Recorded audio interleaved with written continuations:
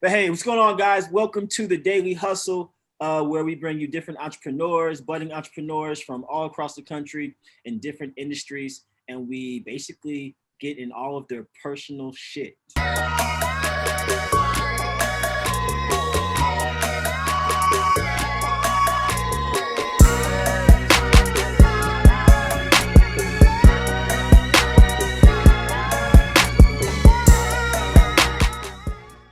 So I like to introduce Quentin Baker to the show. What's going on, Quentin? How you doing?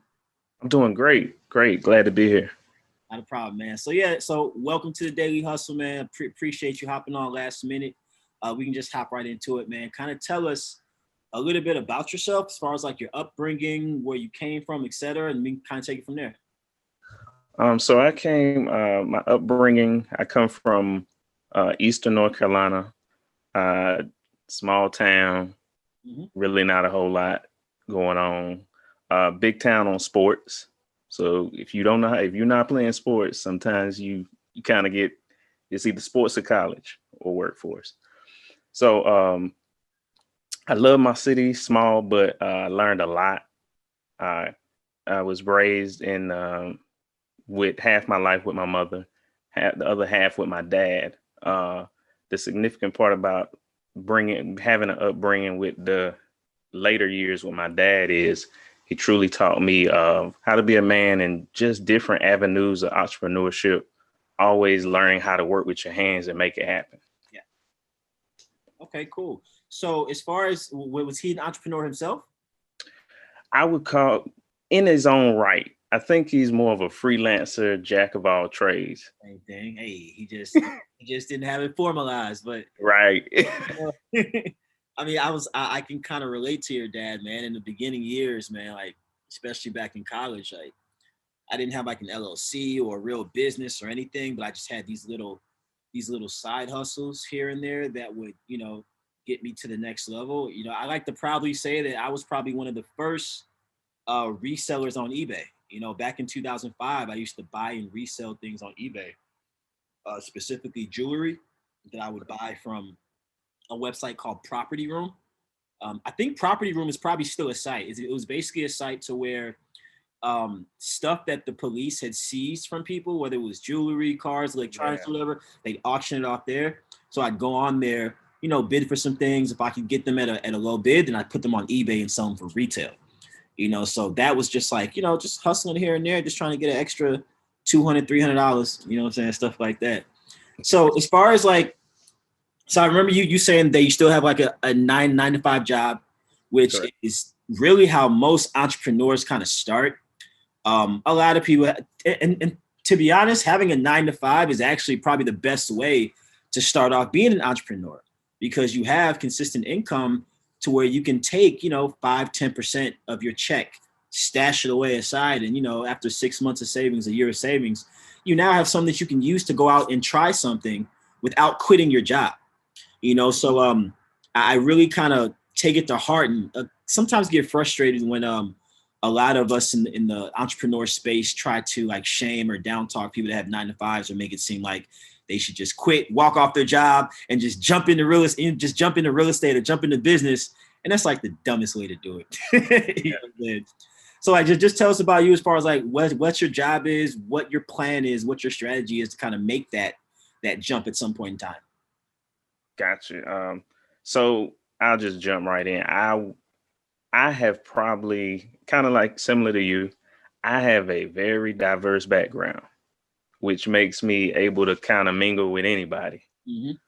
Um, I spent most of my year. I started out in a logistics warehouse. That was my very first job out of high school. Okay. Fast forward to that, I did 5 years law enforcement. Okay. That stint was a great exposure. I got to learn people from all walks of life. Was not your typical dude in a uniform. Yeah. It was really a respect level streetwise. And because I grew up from those same streets, I did human resource. I've been a luxury car salesman. Okay. And right now I'm in retail, so managing in retail. Okay. With the pandemic that hit this year, I was in furlough for a while. Yeah. So that kind of pushed me a nudge again to, okay, you got to get your stuff together. Yeah. So other than that, the one thing I'll say to especially your audience, I know we talked about a lot of people not wanting to talk about the 9 to 5. Before I left law enforcement, one of my big investments was a property. Yeah. So I paid cash. Okay. The mistake was I didn't analyze how much everything was going to cost. So I had the right idea. I just didn't have it formalized, as you said before. So, but just willing to make those errors that fail forward. Yeah. So what are some of the things that, as far as in that process and buying your property cash, because that's another thing that is kind of disseminated in our community, is that you want to buy something cash, buy it cash. You know what I'm saying? Own it. And I think it depends. It's a case by case basis. Yeah. You got to be able to analyze the risk and reward and what's the annual return. Would it make sense for me to buy this cash, or should I get a loan or a mortgage or seller financing or somewhere to where I'm just putting a little bit down and then I can let the property as it's earning income and then use that to pay it off, right? Right. And so yeah, I think there is no blanket strategy for business in general. There isn't a cut and copy to where it's like, just do this and you'll be whatever. You have to get a situation, and then you got to fill out that situation. You got to go through the bumps and the bruises and the trial and the error of what you're actually doing to find out like the best way to attack it. You know what I'm saying? So tell us about the things that you found out that were kind of like a slap in the face after you cashed out. Ooh, oh man, I'm gonna just be honest. I was really livid. I was pissed because, it's all, for one thing, I didn't have a lot of support. Yeah. Typically, a lot of families, especially Black families, most people not in business, don't know nothing about business. All they know is go to work. Yeah. So it's not like you can really get any guidance. So lack of support, that's kind of a slap, but it's like, I'm good. That don't matter. But what really slapped me was the bank I banked with wouldn't give me a dime. I'm talking about especially I'm working a state job in law enforcement. That check cleared every month, same time. And I go in there, I'm clean. I square knot everything. I'm ready. I got my portfolio. I got everything prepared. And still is like, no. So it really slapped me in the face. Like, I thought it was going to be, okay, I'm going to buy it cash. I'm going to go to the bank. I bank here. Credit shouldn't be an issue. No. So was this like a credit union, a regional bank, or? Yeah, it was a state employees credit union. So that's weird. SECU? Yep. Yeah, I was just about to apply for a credit card with them because I heard that they were very generous with the limits or whatever. They probably are now. I actually have a tab open on my computer right now for SECU right now. But yeah, I thought I haven't dealt with a lot of credit unions. I've dealt with two. I dealt with Navy Federal Credit Union, which is one, and then there was one more credit union. This was years ago. It was in New Jersey. I can't remember, but I know I've dealt with two credit unions, and I didn't have a bad experience. So I thought that my bad experiences came with the big box banks. I've been denied by Bank of America, Chase. They've closed my accounts, everything. Like the big box banks, I've had the worst experience with, except for Wells Fargo. I've been with Wells Fargo since 2013, 7 years. They've been amazing to me, man. They approve me for everything. I know all my bank, they do whatever. But I always thought that I made a mistake of only dealing with, or majority dealing with, just the big box banks. And I felt like I should have spent more time getting accounts and building relationships with the credit unions, because I thought they were a bit more in need of my business, being that a credit union, I mean, SECU may have maybe 300,000 accounts or something. Right. So if a new person comes in, you think they'd want to get you to grow the business, whereas opposed to a Bank of America that's probably got 40 million, they don't need you. Like, I think it's more of, depends on the area. I've been to other cities and I've got a different response. Same bank corporation, just 1-2 cities over, whole different response. Gotcha. But just to know that, you know, how can I say it? It's like I'm vested in you already because my money comes here every month and you lend that money multiple times. Yes, they do. Yeah. You make way more than I do off my own money. Yeah. So if I'm bringing you something that's going to produce income, that means more than likely I'm going to get this producing income and I'm going to come back to you again, buy another, and continue to do this. This is making your scale go up. Yeah. So it just depends on the demographics sometimes, and Gotcha. it just depends. And credit unions are good. You just got to know which city you. Yeah. Which one? And I guess now I know which city. I mean, I know, and I think this is something that we really should kind of highlight, man. There's let me see. There's NIH Federal Credit Union that I have pulled up. I have Alliant Bank, which I believe is a credit union, but it's called Alliant Bank. And then State Employees Credit Union. So one thing that happened to me too with that was I was told, because at one point I had an opportunity to get a townhouse. Okay. So I'm like, I'm 25. Let me get this townhouse. I don't worry about renting.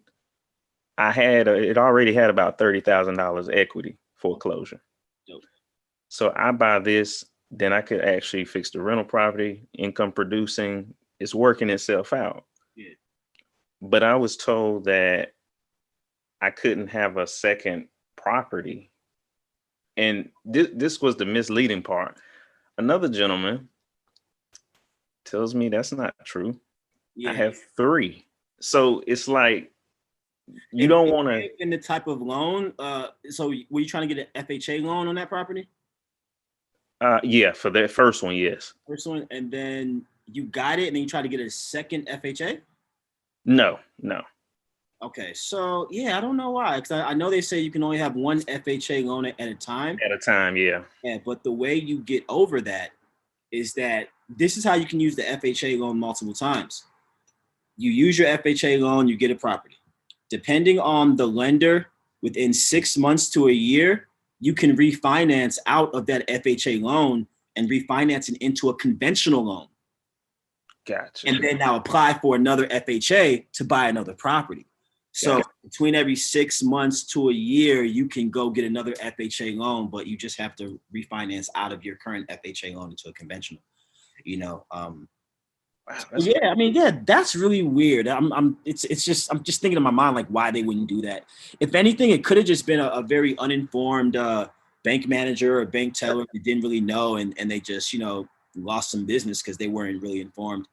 Bankers and bank tellers, a lot of them are not wealthy or they're not entrepreneurs. Like, this is their 9 to 5, just like being a police officer was your 9 to 5. So this is just their job. They just show up, they do what they were taught to do in their 90-day training, and that's it. And they may not know the ins and outs of what it entails. So it sounds like it could have been a situation like that. I think so. At that time, I think I went twice. And at the second time, I actually pulled my money out. Yeah. So I went, like I said, I went to Wells Fargo. I will say Wells Fargo is a pretty good bank. I like the way that they're very well diverse in being up to date on everything, how to move your money. Another good one that I've heard about, but I haven't did it yet. I plan on doing it, is Navy Federal. Yeah, do it. Yeah. My first experience with Navy Federal was in 2013. I had no real credit history at all.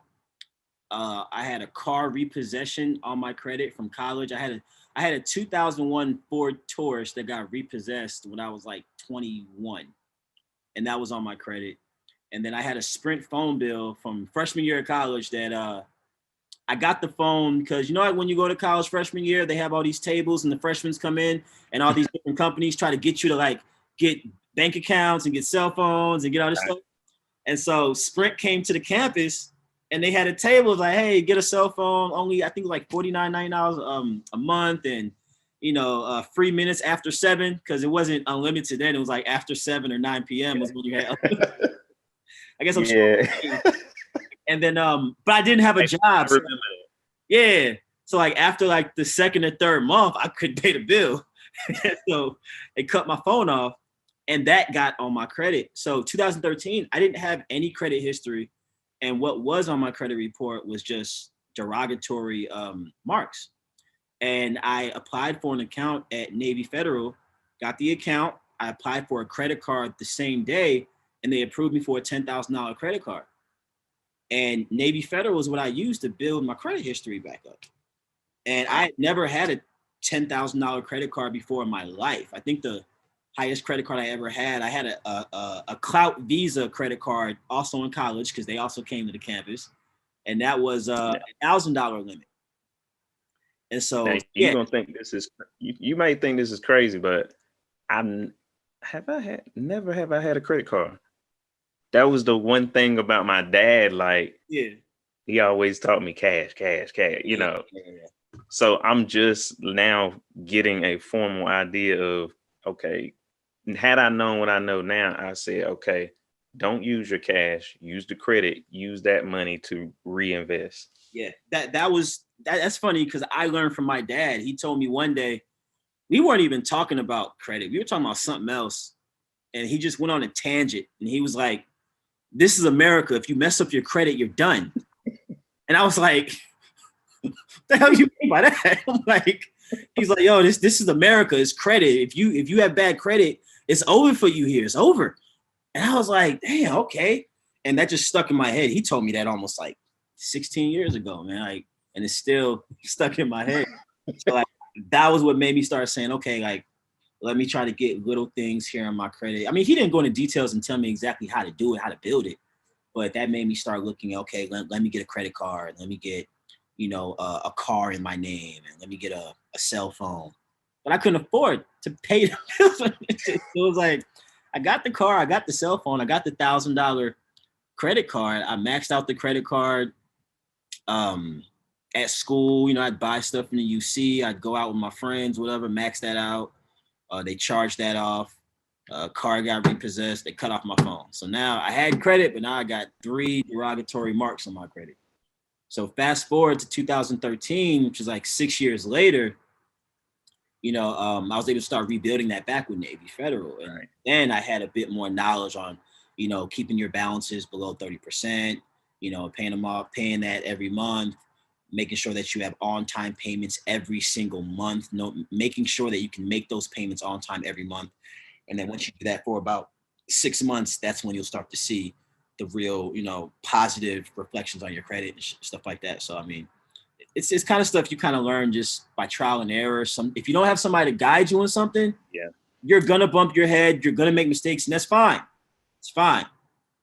You don't have to be ashamed about any stuff. Like, a lot of people try to make it seem like they've never taken L's. I'll be the first one to tell you, I've had a car repossessed before because I couldn't pay the bill. I was broke.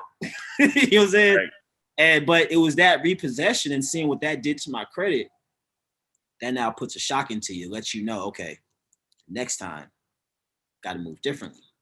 And, it's kind of like you don't learn how to win without losing a couple games first. You know what I'm saying? You don't. So yeah, I think it's normal. It's natural. So as far as, go ahead. I think I learned that, as you were saying, taking losses, I mean, shoot, I'm just now starting to get some wins. But like when I worked for a luxury dealership, I mean, we selling Maseratis, and everybody think I'm making this big time money. Yeah, I'm it ain't like it look.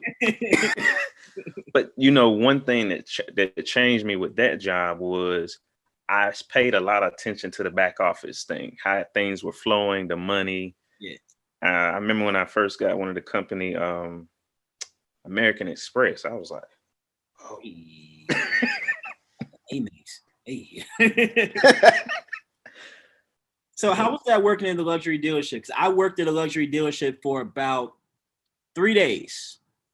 I got fired because the owner of the dealership was like, yo, we get here 8 a.m. every morning. I'm like, damn, it's kind of early. All right, cool. So the first day I got there 8 a.m. Second day I got there like 8:15, maybe 8:30. And they was like, hey, it's 8 a.m. I'm like, all right, my bad. The next day, I got there at 8 a.m., but on my lunch break, I had got an email from somebody in New York. So the dealership was in New Jersey. I got an email from someone in New York who said they wanted a Porsche Carrera and they want a specific year. And so I'm like, hey, I think we have that at the showroom. So I told him, hey, take the train from New York to Newark Penn Station. I'll pick you up and drive you over to the dealership. So I was late getting back to the dealership off my lunch break. And then when I came back, the owner was like, yeah, I don't think it's going to work, man. And I'm like, damn. All right. I'm like, but I was bringing some business. Like I got the customer in my car. He's trying to buy a $50,000 Porsche. Like, what's up? And he's like, yeah, I don't think it's going to work. And yeah, I got fired. So, I mean, yeah, the car dealership business, as far as being a car salesman, I didn't last 2 seconds in that thing. I mean, I lasted 6 months. I actually would have lasted longer, but every time I kept getting my check, I'm like, I'm producing. Yeah. Nah, this ain't gonna work. My last car I sold was a Maserati, and that thing ain't had no miles, customized, blacked out. It's like, whoa, no, this ain't the right check. This can't be for me. So I literally quit. I quit probably 10 days before Christmas. And this is even crazier. I've been married for a year and a half now. Okay. I bought my engagement ring probably 5 days before. Oh, dope. Okay. So it was just like, the hell with it. I don't know. Yeah. Let's make it.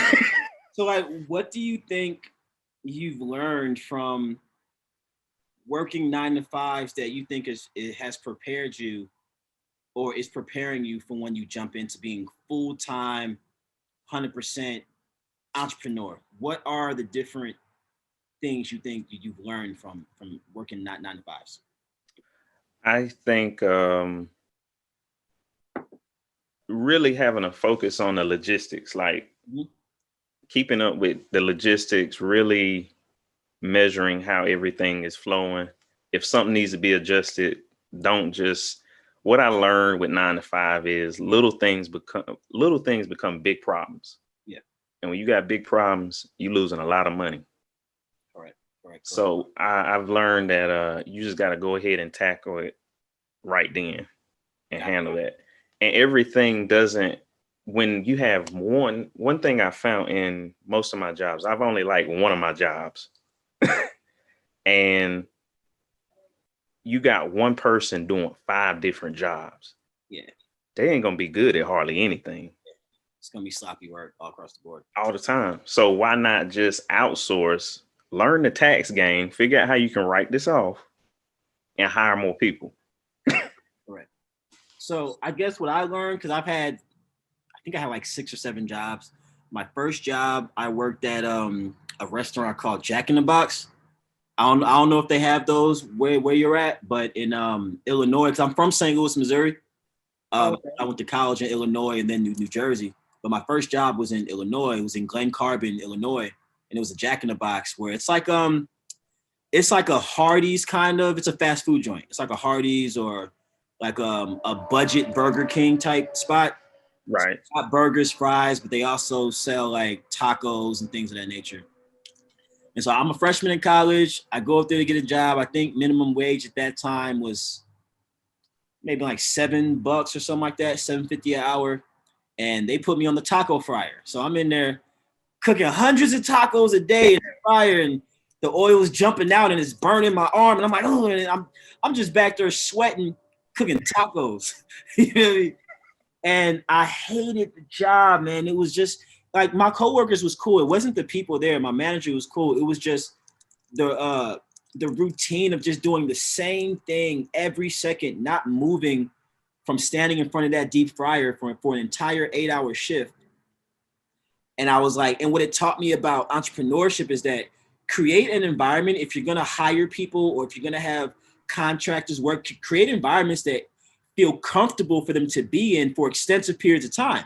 Mm-hmm. If you're paying somebody to help you expand your business or to run your business, you want to make sure that they're doing it in comfort so that they have incentives to actually be at full capacity for 8 hours or 9 hours or whatever, because that's a long time to be putting out quality work.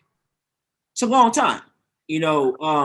How many times have you gone into work, like you had a great night's sleep, you ate a big breakfast, you go into work, that first hour and a half, 2 hours, you just whatever, 3-4 hours into it, you start kind of like, man, I'm tired. I'm like, oh, shit. And your productivity goes down. Right. And usually it's because the environment that you're in, being in it for a prolonged period of time is very uncomfortable and it causes mental fatigue. And you just mentally check out, even though you still got 4 or 5 hours left on the clock, right? So I learned that from Jack in the Box. I ended up quitting Jack in the Box because I was like, you know what? I just don't like it, man. This is just not for me. So I had the bright idea to say, you know what? I'm gonna go work for Sonic. Okay. Oh. Sonic is a restaurant where, you got the roller, like they serve food on the roller skates. Yeah, we got one down the street. So they had me at Sonic in the back cooking chili cheese dogs. Oh man. But the thing about Sonic was fun because all my boys from school, we was all working there at the same time. Oh yeah, that's dope. So everybody that was working there, we were all friends. Like we was in the dorm together, then we go to work together. So we would be in the back cooking them chili cheese dogs and just kicking it, just having a ball, just having fun. And the manager, I forget his name, but he was like a redneck hillbilly type guy. Mm-hmm. And all of us are black. And I guess he wasn't racist, he wasn't prejudiced. Mm-hmm. He just had never been around that many black people before. He didn't understand or know how to communicate to us. He didn't know how to so a lot of the things that he would say would be like very, very insensitive, or, he would think that he would have to try to crack the whip on us because he was intimidated by some of the guys. Some of the guys, I mean, we were 19 years old, but some of those guys, some of my friends, they're, 6'4", big guys, man. And sweethearts at heart, nice people at heart, but they're just physically intimidating. And then, when he would come and try to give us our schedule or give us our paychecks, you would see him kind of try to stiff up, like he has to get ready for something. And it's like, ain't nobody gonna do nothing to you, man. And then he started cutting hours of the people that well, from my perspective, it looked like he started cutting the hours from the people that he felt the most intimidated by, or that he felt like he was uncomfortable communicating with. And it was yo, bro, we have bills to pay, and we have we just got our first apartments with our roommates and shit, and we got real bills. Yeah, half the rent is due in a week, and you gave me 6 hours this week, or I came in and then you told me to go home early or whatever. And so I realized that. So what I learned from that situation in hindsight is that when you are managing people, you got to be very, very intentional about learning how to communicate with whoever's working for you. And if you don't know, if you're unfamiliar with them or their culture, then you have to go and learn it. Right. Or you have to go and try to get familiar. If that means you go home and I'm going to check on YouTube. But if you go on YouTube and check and search, look, how to work with black people or some shit or something, put some type of effort into trying to figure out how you can increase the value, or it just improve upon the relationship of the people who are working under you, because you need them, right? Mm-hmm. After Sonic, let me see. After Sonic, I was working for my mom at she owned a nursing home in St. Louis. Okay. Working for her for a year and a half. The one thing I loved about working for my mom is that she actually put me in a position to learn what it was like to run the business on my own, quote unquote, but her being in a safe distance. So the way she would do that is that she'd introduce me to all the clients and their families. She'd show me how she did payroll, how she paid all the employees. She would show me like the schedule of the day as far as picking up the clients, feeding them, learning which one of the clients like to watch different shows. Because we used to focus, our main clients were mentally challenged adults. Gotcha. So a lot of them didn't talk. They either couldn't talk, or the way they communicated was like by pointing, or they would grunt and make like noises.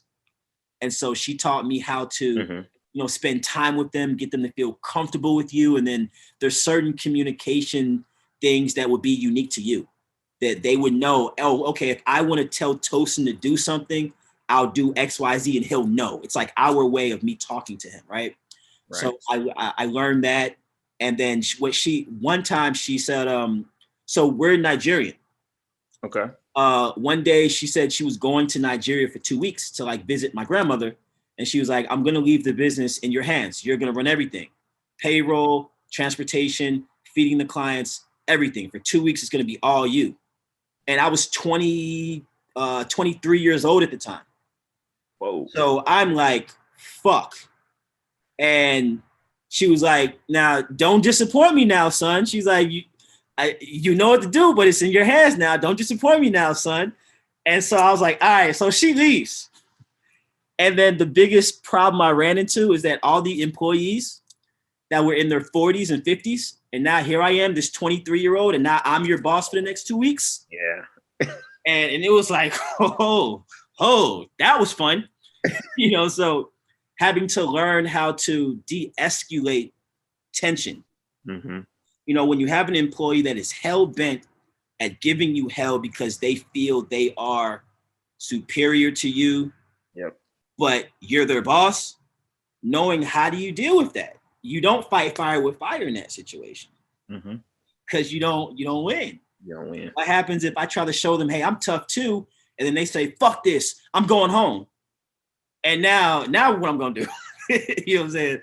So I learned how to, number one, like, de-escalate those types of situations, which happen a lot in 9-to-5s. Like, how many people do you know that they hate their manager, or they hate their boss, or they hate their supervisor? And they say, ooh, if I had a chance, I would beat her ass or beat his ass or whatever. Like, that's a common thing. Right. So learning how to deal with that was very, very important. And then moving to New Jersey, I worked at Ann Taylor Loft, which is like a women's clothing store. It's more geared towards like middle-aged women. Yep. And then I learned what it was like working with 95% women. There was only one other guy that was working in that store in the Short Hills Mall. And I learned like how you have to, there's a different way that, picture how you are when you're around 6 of your boys. The way you guys communicate, the way you guys talk, there's a certain way that you communicate or carry yourself when you're amongst all men, that right. You're amongst women, you kind of maybe tone it down a little bit. You're more careful with certain things. And, being that these were all women that were much older than me, from like another generation, learning how to like figure out how to, as they say, code switch. Right. And to know how to not come off as like this young, immature, mannerless 24-year-old, because I think I was 24 at that time. And so I basically learned, as you said, how to be a chameleon, how to be able to adapt to any situation and environment that I'm in, right? Yep. And so all of those things carried over into the entrepreneurship world, every single one of them. And so working 9-to-5s, like I personally would prefer to do business with or partner with an entrepreneur that's had several jobs before than somebody who just says, no, I get money out the mud. I'm just an entrepreneur. And they've never, ever been in that environment, because it's like, there's a lot you don't know. It's not just about making money. It's not just about having a good product and selling it. It's about, maintaining relationships. It's about knowing how to, like, you know what I'm saying? Yeah, I know. Yeah. One of my best jobs was at a men's store called Hagar. I don't know if you ever heard of it. Really geared to, I've got some stuff out of there, but it's not something I would get for special events or every day, it's okay. A lot of my clientele was older guys. One thing I learned there, the manager was very thorough. My favorite manager to this day. Yeah. Very thorough. You need to know this. You and I look like we're different. We're a different shade. So I'm going to teach you step by step, so nobody can ever play you and take you fast. Yeah. So it taught me customer service. It really taught me engaging the customer, figuring out that little thing about, okay, what's your need? Listening. What does he want? Yeah. Okay, don't just try to sell him something, but really figure out what's his lifestyle like. Yeah. What he needs. So yeah, those are the little details and intricacies that I think are very, very important, man. If you're going to make that jump, it's very, very important. I think the best place to learn those is not necessarily just starting a business and jumping out into the wild, but get a job working for a company that's in a similar industry to what business you want to start. Right. You learn processes and procedures. You learn customer service. You learn, hiring procedures. There's just a lot of things that you learn that you can take away. The same way how you were hired into a business, somebody owns that business. Right. The same way that you were taken in, the same way that you were brought in, that's a process that's in a manual. Right. So you can learn that and now know, okay, when I now start my own, now I can copy a tried and true intake process and I can use it in my own,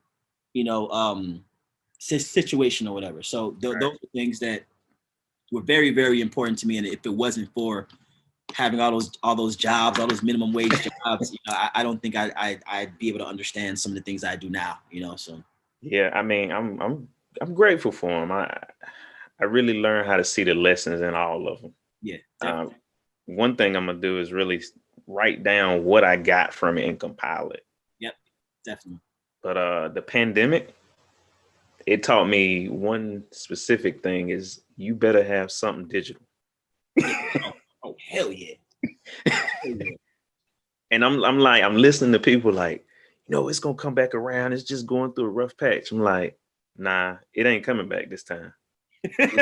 Like, nah. I mean, you got to be on the digital avenues now. That's what it is. And for my older generation, my manager, like specifically, she's like, I'm pretty sure it's gonna pass over. It's gonna get better. I'm like, no, you probably need to go ahead and find you a trade or something quickly. So I think the pandemic was a blessing and a curse for a lot of people. Yeah. The curse part is that people lost jobs, income, people lost lives. I lost a family member early in the pandemic, and I had just seen her like 4 days prior, and she was on the couch and covered up and said she had a cold and she wasn't feeling well. And since I was a kid, this woman damn near like helped raise me. And I'd never ever seen her sick a day in my life. She worked in the hospital for 27 years. Wow. And so I think she may have contracted it from the hospital, going to work and got it from somebody who was sick. And, 4 days later, she died. So there's that curse part of it to where, we lost a lot. But the blessing of it was that it kind of forced me to adapt in a lot of ways as far as how I'm running my business, as far as looking at, okay, like, I don't know how long this is going to last. So I really need to start taking on clients at a price point that if I don't get another client for 6 months, I'm at least able to break even and pay my expenses and my bills and my monthly whatever, and be able to ride through the lowest part of this until maybe it gets a little better. Right. And so it really taught me to kind of like know how to switch paces and switch lanes with budgeting, and, lifestyle and different things like that. Yeah. And then also, since I'm in the real estate space, I'm just lucky. I'm just blessed to be in the real estate space because real estate actually soared during the pandemic. It actually soared. Like, I had a property in New Jersey I bought 5 years ago. I sold it for 75 times more than what I paid for it. Literally. It was in the South Ward in Newark. I literally called a couple of my friends who also owned property in the same area, the same type of property. And I said, yeah, you owe me a bottle of champagne or a thank you or something because I just raised the comps. So if you want to sell your property, you have a comp, my comp. I said, because there had never been anything of that property size and quality that had sold for that high ever in the history of that neighborhood, ever in the history of Earth. Wow. So you And raised so the bar. yeah. Now everybody in that area who had a similar comparable property, they can use my sale as a comp, and that now raised the value of all of them. And so that was something that I was like, you know what? I don't want to really necessarily keep this property. It's the least valuable of the ones that I have. Let me sell it. But I made 75x. So that was a blessing. That was like amazing. Right. And then I dumped a nice chunk of that money into stocks and into crypto, and those went up. So that's the blessing part of it. Of course, I would trade my aunt's life back for any dollar I've made in a second. But being that that's not reality, so I just look at what has been something good out of the hell that the whole world has been in for the last 9-10 months. 10 minutes, yeah. I can't even remember. It seemed like it's been so long. It's crazy. Yeah, and I remember. I know when I following you a while, I remember you made me look at multifamily a lot different than just single family. I was so focused on, okay, I'm single family. But then I understood the gist of what you were saying. Why in the hell would I buy one property when I can make 6 times that amount at one location? Yes. That's good business. Location. You know what I'm saying? And so that's why I spent all of 2019 and 2020 trying to, in a very non-offensive tone, tell people that were very so high strung on buying single family homes and renting them out or flipping single family homes to consider looking at 10 units, 12 units, 13 units in markets where they don't live in.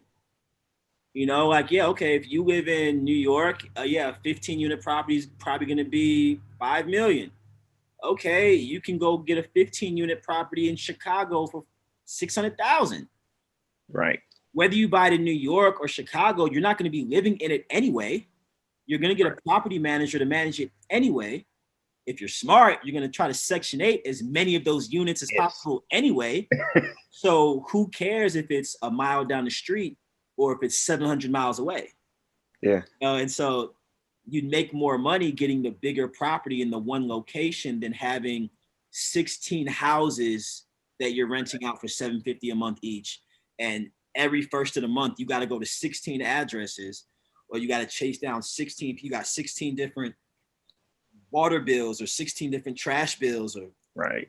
You can have all that in one location in one spot, and it's just a lot easier for you to, number one, grow your portfolio, and it's a lot less stress. It's not stress free, right? A lot less stress. Yeah. So yeah, I'm glad. I didn't know that you had seen that and caught that on, man. That was crazy. Oh yeah, man. I picked that nugget up. I was like, I need to sell this shit. I just need to get rid of it. Because it's just like one house can bog you down for so long. Mm-hmm.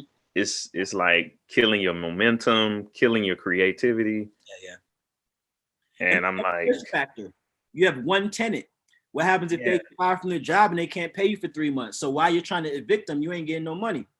Well, if you got a 15 unit, if 3 people lose their jobs or 4, you still got income from 10 other units while you're figuring out what's going on with those tenants that can't pay you. So your risk is mitigated. Like the loss of income is mitigated significantly when you just go for larger properties. And so I always tell people, if you look at other markets, other cheaper markets that are outside of your backyard, you can find something that's in your price range that you can afford. You don't have to settle for what's like in your backyard, and if we're here to make money, if we're doing this to make money, then all of our actions should be predicated on what's going to yield the highest return. Right. So if I just have to, spend $200 on a plane ticket out to Chicago, spend $500 in a hotel for the week while I'm going to look at properties with a realtor before I see some I like, and then okay, I like that one, write the offer. I can go back to where I'm from, and I can close virtually from somewhere else. I don't have to come back there. Right. I don't have to be back there. And so that was just something that I was just trying to get people to just be open to. Not that you have to listen to me and take my ideas over others, but just consider what I'm saying and then compare it to other knowledge. And then at the end of the day, you're a grown woman, grown man, you make your decision. I think what I notice is, the big numbers don't scare me. I kind of understand money enough not to get scared when I see a big number. Yeah. Some people perhaps, though, when they see a big number, let's just say eight units for $500,000. Yeah. They like, but you gotta do the numbers, do the math. Like you said, in a pandemic right now, everybody can't pay rent. So this is ideal for this type of situation. Right. And the thing about that is that even though everybody can't pay rent, people that are on Section 8, they rent still getting paid. The state is paying their money every month. And that goes back to my mom, man. My mom taught me a long time ago. She said, only rent to Section 8 tenants. Only. My mom has never, ever had a market rate tenant ever in her life. Wow. And she told me, she's like, it's direct deposit first of the month. The government is never late with them payments. It's direct deposit. It's in your account 5-6 a.m. on the first of every month. So if a tenant has a job, they lose their job, that's not affecting me getting money. I don't have to evict you. As long as you are doing what you have to do to maintain whatever your Section 8 vouchers are, your battle is with the Section 8 office. Right. If you just do what they tell you to do in order to keep your vouchers legit, I don't care what's going on in your life. You are welcome here, ma'am or sir, or whatever. You know what I'm saying? And so yeah, I think the people that really double down on Section 8 has a bad rap for some reason, and a lot of property owners don't do it. But the pandemic exposed why you should, because everybody who had Section 8 properties when the pandemic hit, they were sleeping peacefully when everybody else is tenants got 90 days not to pay you. And then the government did an extension for another, 2 months or 3 months. So now you sitting here 6 months, 9 months, getting no money from tenants that some of them probably could afford to pay the rent. But they're like, yo, we have a 90-day whatever, I'm just not going to pay. You feel me? Right. Hopefully it's not a situation where somebody risked it all at the wrong time. Yeah. And they kind of winging it. So if these people don't pay the rent, now they put their own house in jeopardy. Yeah. So it's it's just one of those things to where, having just a diverse way to get your income, especially in real estate, maybe, okay, you don't want to do 100% Section 8 for all your units, then mix it up. 50% Section 8, 50% market rate. Screen your tenants really well. You want to get people that, have never been evicted. Well, if you have Section 8, I don't care if you've been evicted before. But you ain't paying me anyway. That's the government paying me. But there's just certain screening tactics you want to use. You can say, you know what, you only want to have tenants that have never been evicted, people that have decent credit scores. You can ask to see tenants' tax returns so you can actually see how much they've made, because this is a trick that a lot of tenants have been using. You can create fake pay stubs. You can create fake W-2s, and they'll submit those to landlords for income verification. And so if you're not wise, you're going to look at this pay stub and like, oh, they make $6,000 a month. Yeah, approved. And they don't have a job. But if you show me your tax returns and I have your social security number, I can actually go to the IRS and confirm that this is a real tax return. Got you. Yeah, that does make sense. God, you know what I'm saying? So yeah, you could look at the company name on the W-2 and say, I'm going to call the company. But what if the company is another phone number that their boy has? And so when you call, they answer and say, hey, how you doing? This is so-and-so. Oh, you want to verify the employment of Angela? Oh, yeah, she works here. Like, there's so many ways that I've seen landlords get gamed. And that helps. That's helped me. Just like there's little things in the tenant screening process that you can do just to kind of ensure that that doesn't happen to you and that you don't get a tenant that could potentially, if something goes wrong, not be able to pay you. Right. And here in North Carolina, I don't know if you're familiar with it, but North Carolina is like one of those places where a lot of people say if they don't want to do Section 8, it's because they've been burned so bad that they're not willing to, like, they messed up my place. The normal Johnny with a normal job is going to mess up your place. Yeah. It's going to happen. Like anybody can mess up your place. Yeah. I had my family house in Atlanta. My uncle bought it in 2006. It's a 16,000 square foot mansion, huge. So he decided to leave the country and go back to Africa a few years ago. And then he said, "Hey, Tosin, you're in real estate. You take over the house. You manage it. Do whatever you want to do." So I started renting it out to different people for all types of things, music videos, pool parties, whatever. And I'll be charging these people $5,000 a day or $7,500 a day, and they would mess up the house. So somebody's ability to pay you is not a direct correlation of them taking care of your property. Right. There's people that have money and will destroy your property just as much as anybody who's poor or in poverty or whatever. It's not about how much money they make. It's about the character of the person. Yep. You know what I'm saying? And so a lot of times when I'm screening tenants, I look at, income, eviction status, credit, things of that nature. But I also look at just like the general character of the person and try to get a feel to see like, okay, do I feel good about this person? Do I get some good energy out of this person? And another thing with Section 8 tenants that my mom told me is that, the bad reputation of Section 8 tenants messing up your property. She's like, you can kill all that by getting elderly Section 8 tenants. Elderly Section 8 tenants don't do nothing. They go to 6 p.m. Maybe their grandkids come over on the weekend and be bad for 2 days. Then they go back home. And so Section 8, the elderly Section 8 tenants, they could be in there. And a lot of times elderly Section 8 tenants, they're going to be on Section 8 for the rest of their lives. Right. So your apartment is where they're going to spend the remainder of their days. They're taking care. This is their last quarter on earth. Right. They're keeping that place clean. You know what I'm saying? It's their space, no drama allowed. Even their own kids. Oh yeah, Eric, he always going to jail. He can't come over here. He always got some drama with him. Nah, he can't come over here. Like they take care of your property like it's theirs. You know what I'm saying? And I feel for the older people. Like it's something I was talking to one of my family members. I was like, it needs to be more things. Like you said, it's the last quarter. It needs to be like a community. They ain't got to deal with all this shooting, all this craziness. Just the money's gonna clear. So make sure they comfortable. Yeah, exactly. So man. I mean, man, we've been on here for almost an hour. I know, man. Thank you so much, man. Thank you I know it was short notice.